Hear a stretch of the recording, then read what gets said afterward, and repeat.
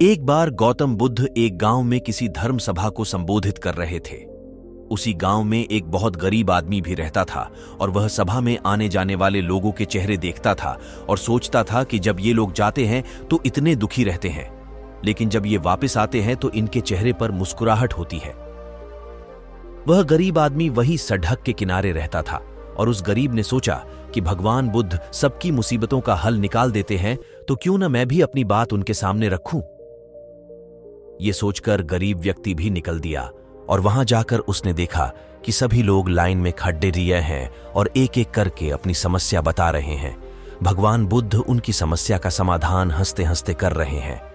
अब उस गरीब व्यक्ति की बारी आई और उसने महात्मा बुद्ध से कहा, भगवान, इस गांव में लगभग सभी खुश हैं, सबके पास पर्याप्त धन है, सुख है, फिर मैं ही क्यों गरीब हूं?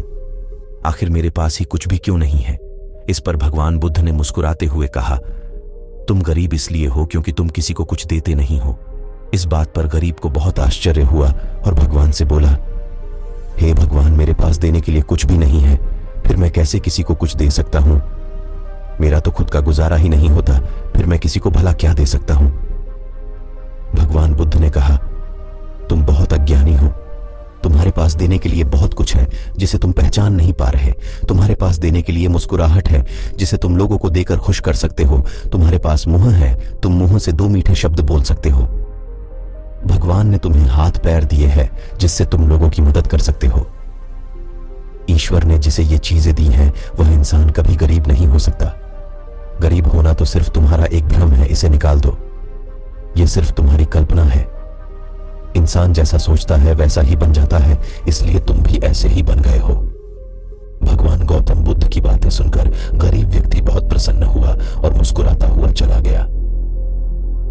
इस कहानी से आपको भी शिक्षा मिलती है कि इंसान का दुखी होना, गरीब होना एक भ्रम होता है, न कि वास्तविकता।